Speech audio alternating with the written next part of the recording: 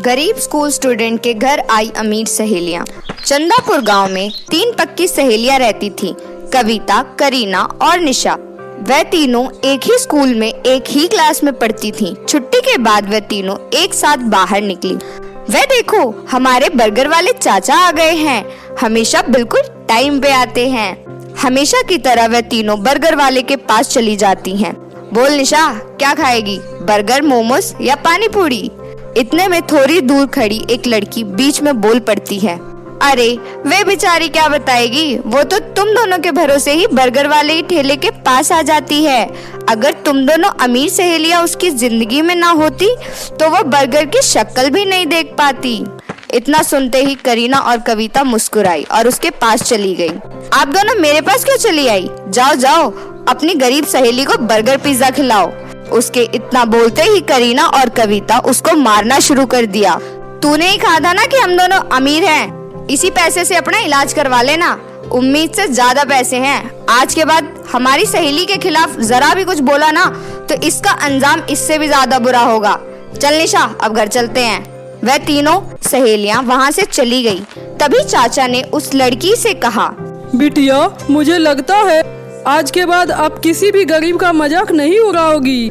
तो इस तरह पूरे स्कूल में उन तीनों की दोस्ती की चर्चा होने लग गई।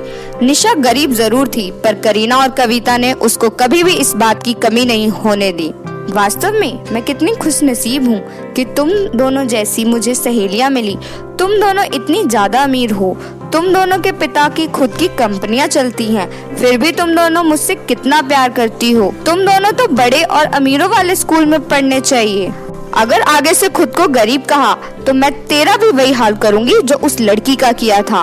तो इस तरह उन तीनों की दोस्ती चलती रही। कुछ दिन बीत गए। एक दिन निशा के गांव में बहुत भयंकर बाढ़ आ गई। 2-3 दिन तक निशा स्कूल नहीं आई। एक रोज छुट्टी के समय करीना, 3 दिन हो गए निशा स्कूल नहीं आ रही, चल उसके गांव चलते हैं, कहीं बारिश की वजह से उसे बुखार तो नहीं आ गया। वह दोनों पैदल निशा के गांव की तरफ निकल गईं।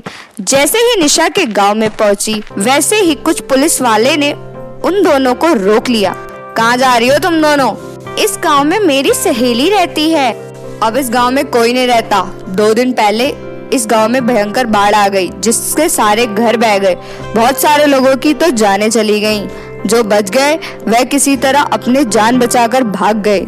यह सुनते ही करीना और कविता को झटका लग गया। पता नहीं बेचारी निशा जिंदा भी होगी या नहीं। ऐसा मत बोलो कविता, हम जल्दी उसे ढूंढ लेंगे। उन दोनों ने निशा को ढूंढने की बहुत कोशिश की, पर वह नहीं मिली। फिर एक दिन कविता के स्कूल की तरफ से टूर के लिए कहीं दूर जाने वाले थे। बच्चों, इस क्लास में आप सभी का आखिरी साल है। इसके बाद आप सभी स्कूल से चले जाओगे। तो इस साल को यादगार बनाने के लिए हम सभी बच्चों को टूर पर घूमने के लिए उत्तराखंड के वादियों में ले जाएंगे। सभी बच्चे खुश हुए, लेकिन करीना का मन नहीं था। करीना, चलते हैं ना, हमारा भी मन थोड़ा बहल जाएगा। कविता के जिद करने पर करीना मान गई। दोनों ने टूर वाली बात अपने पापा को बताई। तुम लोग इतनी दूर टूर पर जाओगे? मैं तुम्हें नहीं रोकूंगा। तुम लोग स्कूल बस से नहीं बल्कि अपनी कार से जाओगे। सूरज हर वक्त तुम्हारे साथ रहेगा। कविता, मैं तुम दोनों के साथ ही कार में जाऊंगी। Okay uncle. अगले दिन वो लोग उत्तराखंड के वादियों में पहुंच गए। करीना, वह देख, वो तो अपनी निशा लग रही है जो भीड़ में बकरी चरा रही है। वह दोनों उस लड़की के पास पहुंच गईं। वह कोई और नहीं, निशा ही थी। निशा को देखकर उन तीनों का गला भर आया। वह बहुत कुछ बोलना चाहती थी, पर उनकी आवाज नहीं निकली। पता है, हमने तुझे कहाँ कहाँ नहीं ढूंढा, अचानक से गायब हो गई। सब कुछ बताऊंगी। आओ, यहीं पास मेरा घर है। चलोगे नहीं? क्यों नहीं चलेंगे? हाँ चल चलें। तीनों कार में बैठकर निशा के घर पहुंच गए। उसका घर कुछ खास नहीं था। निशा के माता पिता ने उस कार को खिड़की से ही देख लिया। कार को देखकर वो लोग डर गए। ये इतनी बड़ी कार हमारे घर की तरफ क्यों आ रही है? कहीं ये लोग बैंक से तो नहीं आ रहे? अगर हमने इनका लोन टाइम पर चुका दिया होता तो ये लोग हमारे घर नहीं आते। अब ये लोग हमारे घर का सारा सामान उठा के ले जाएंगे। निशा के पिता ये सब सोच ही रहे थे कि तभी करीना और कविता वहाँ पर आ गई। निशा भी साथ में ही थी। यह सब देखकर दोनों हैरान हो गए। करीना, कविता, बेटा आप दोनों यहाँ इतनी दूर? चाचा, आखिर ऊपर वाले ने आप दोनों से मिलवा ही दिया। आप लोग तो बिना बताए ही गायब हो गए। पापा ने भी आप लोगों को बहुत ढूंढा, लेकिन आप कहीं नहीं मिले। क्या बताऊं बिटिया, उस भयंकर बाढ़ ने पूरे गांव को ही उजाड़ कर रख दिया। बहुत लोग मारे गए। अपनी जान बचाकर हम किसी तरह सहारा ढूंढते फिराते उत्तराखंड में एक दोस्त ने मेरे पेट्रोल पंप पर नौकरी लगवा दी और फिर हम यहीं रहने लग गए। सही कहा आपने, ये दोनों बहुत बड़े घर की बेटियां हैं, फिर भी हमारे निशा से आज तक दोस्ती नहीं तोड़ी। अगर पूरा देश ऐसा ही हो जाए तो देश फिर महान बन जाएगा। अम्मा, तुम तो जानती ही हो, ये दोनों मेरे बचपन की सहेलियां हैं। हम तीनों को पूरा स्कूल जानता था। एक बार तो किसी ने मुझे गरीब कह दिया था। इन दोनों ने उसकी खोपड़ी फोड़ दी। तुम तीनों की दोस्ती देखकर मुझे अपना पुराना भारत याद आ गया। अच्छा, तुम तीनों गप्पे मारो, तब तक मैं तुम सबके लिए चाय बनाकर लाती हूँ। अरे नहीं अम्मा, आप तो मुझे पाप चढ़ा देंगी। मैं अभी चाय बनाकर लाती हूँ, तुम दोनों यहीं बैठो। अम्मा जी, आप दोनों बैठो, आज हम तीनों मिलकर चाय बनाएंगे। फिर आप बताना कैसी चाय है। हाँ अम्मा जी, हम तीनों के होते भला आप चाय क्यों बनाएंगी? तो ठीक है अम्मा, अब हम दोनों ने आपका घर देख ही लिया है तो अब हम आते रहेंगे। मेरा मन तो बहुत है कर रहा है कि तुम दोनों को यहाँ पर रोक लूं, पर जब मैं चाहकर भी तुम्हें नहीं रोक सकती। मेरे घर में ना अच्छा बेड है और ना ही अच्छा बिस्तर, नीचे जमीन पर गद्दा बिछाकर सोना होगा। तभी उसकी माँ ने कहा, अरे बेटा, रात होने वाली है, इतनी रात में कहाँ जाओगी? क्या निशा, मैंने सही कहा ना? अब निशा को मजबूरी में हाँ करना पड़ा। फिर दोनों ने अपने पिता को फोन कर दिया। यहाँ हमें निशा मिल गई। वे लोग जिद कर रहे हैं कि आज रात हम यहीं रुक जाए, तो क्या आज हम रात यहाँ रुक सकते हैं? ठीक है, रुक जाओ, मैं तुम्हारे प्रिंसिपल और पंकज से बात कर लेता हूँ। कल मैं भी आ रहा हूँ निशा बिटिया से मिलने। अगले दिन करीना के पिता भी आ गए। अरे, आप दूसरे पेट्रोल पंप पर काम करना छोड़ दीजिए, मैंने अपने गांव के पास ही पेट्रोल पंप खोला है। आप लोग वहीं वापस चलिए, क्योंकि वह पेट्रोल पंप आपको ही मैनेज करना है।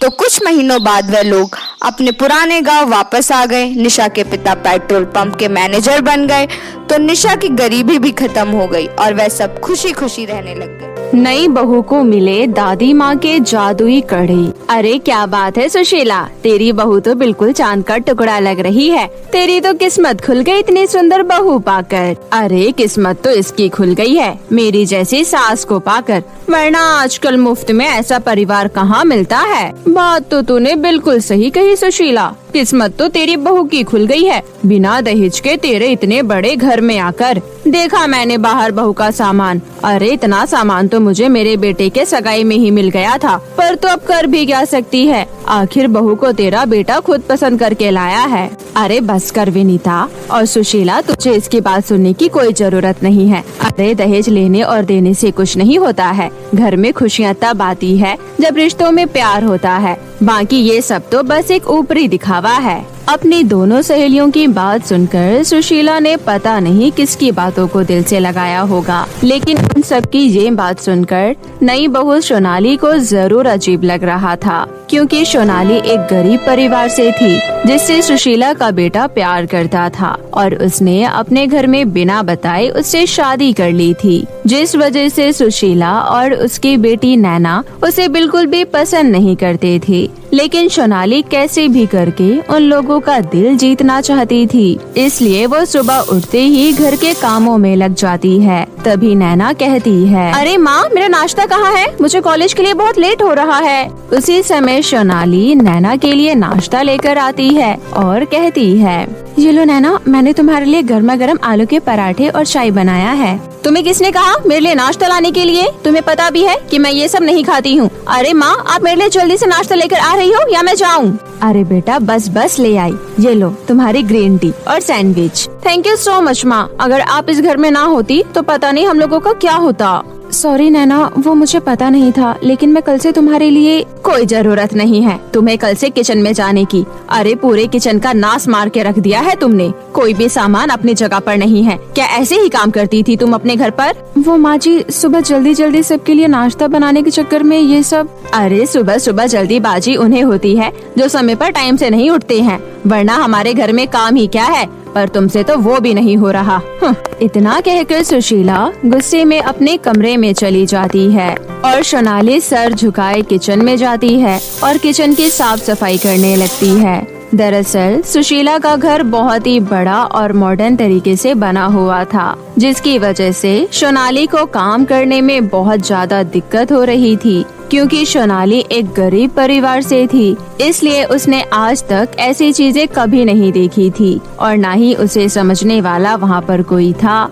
इसलिए सोनाली से घर के हर काम में कुछ गड़बड़ हो ही रही थी। और ऐसे ही कुछ दिन और बीत जाते हैं कि तभी एक दिन सोनाली अपनी दादी सास के कमरे में जाती है, जो कई सालों से बंद पड़ा था, जिसे देखकर सोनाली कहती है, अरे ये तो दादी माँ का कमरा है, पर ये कितना गंदा हो रखा है। चलो आज मैं इस कमरे को साफ कर देती हूँ, शायद ये देखकर माँ जी मुझसे खुश हो जाए। इतना कहकर सोनाली दादी माँ के कमरे को साफ करने लगती है, जो उनके मर जाने के बाद कई सालों से बंद पड़ा था और वहाँ दादी माँ के कई पुराने सामान भी पड़े हुए थे, जिसे सोनाली एक एक करके साफ कर रही होती है। तभी उसे अलमारी के अंदर एक छोटा सा बॉक्स रखा हुआ दिखाई देता है, जिसे खोलती ही सोनाली की आंखें चमक उठती है और वो कहती है, अरे वाह, ये कड़े तो कितने सुंदर और प्यारे लग रहे हैं। शायद ये दादी माँ के होंगे, जिन्हें उन्होंने संभाल के रखा होगा। क्यों ना मैं इसे एक बार पहनकर देखूं,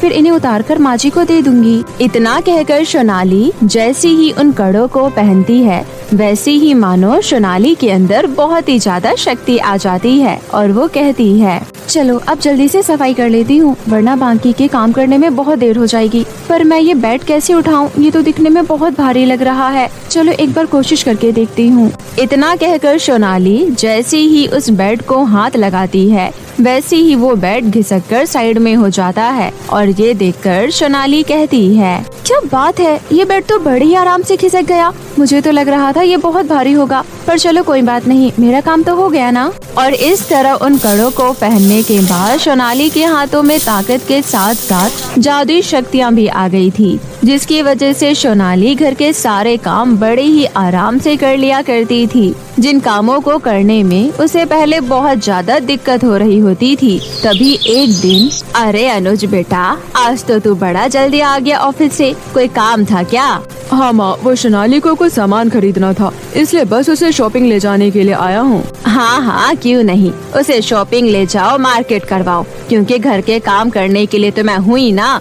अरे आज शाम को मेरी कुछ सहेलियाँ खाने पर आने वाली है, उसकी तैयारी कौन करेगा? क्या वो भी अब मैं ही करूँ? माँ जी आप उसकी चिंता मत कीजिए, मैंने घर के सारे काम कर लिए हैं और शाम का खाना भी तैयार कर दिया है और घर की सफाई भी कर दी है, इसलिए आप परेशान मत होइए, हम लोग जल्दी आ जाएंगे। मुझे बस घर का कुछ थोड़ा सा सामान खरीदना है। इतना कहकर सोनाली और अनुज वहाँ से चले जाते हैं। तभी सुशीला भागते हुए रसोई में जाती है, क्योंकि उसे लग रहा था कि सोनाली उससे झूठ बोल रही है। लेकिन जब सुशीला रसोई में जाती है तो वो कहती है, अरे ये क्या, रसोई तो बिल्कुल चमक रहा है, ये तो सारे काम करके गई है और शाम का खाना भी बना कर गई है, पर इसने इतनी जल्दी इतना सारा काम किया कैसे? चलो घर के बाकी कमरों में जाकर देखती हूँ। इतना कहकर सुशीला पूरे घर को चेक करने लगती है, लेकिन उसे कहीं भी कोई कमी नहीं मिलती। इसलिए उसके पास सोनाली को सुनाने के लिए कोई भी वजह नहीं होती है। तभी नैना अपने कॉलेज से घर आ जाती है और सुशीला उसे सारी बातें बता देती है, जिसके बाद नैना कहती है, माँ मुझे तो अब कुछ गड़बड़ लग रहा है, भला इतनी जल्दी इतना सारा काम कोई कैसे कर सकता है?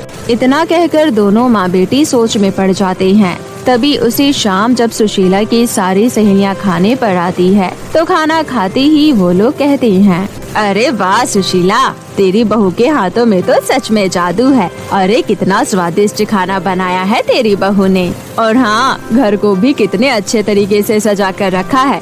सच में तू तो बहुत किस्मत वाली है सुशीला। उन सभी औरतों की ये सब बातें सुनकर सोनाली को बहुत अच्छा लगता है और वो अपने हाथों की तरफ देखने लगती है। उसी समय सुशीला और उसकी बेटी नैना की भी नजर सोनाली के हाथों में पहने उस कड़े के ऊपर जाती है, जिसे देखकर वो लोग सब समझ जाते हैं और किसी बहाने से वो लोग सोनाली को कमरे में बुलाते हैं और कहते हैं, अरे जल्दी बता, तुझे कड़े कहाँ से मिले? वो माँ जी, ये कड़े मुझे दादी माँ के कमरे की सफाई करते हुए मिले थे, तो तुमने इसे फट से पहन लिया। अरे तुम्हारी हिम्मत भी कैसे हुई इन कड़ों को हाथ लगाने की? देखा माँ, अब मुझे समझ में आया कि ये घर के सारे काम इतने आराम से क्यों कर रही थी। अरे ये सब दादी माँ के जादुई कड़ों का कमाल है। अच्छा, तो अब मुझे पता चला कि उस बुढ़िया ने ये कड़े मुझे क्यों नहीं दिए थे। कहती थी कि मैं इसके लायक नहीं हूँ, लेकिन ये फटीचर जैसे इसके बहुत लायक है। चल ला, ये कड़े मुझे दे। इतना कहकर सुशीला जैसे ही उन कड़ों को हाथ लगाती है,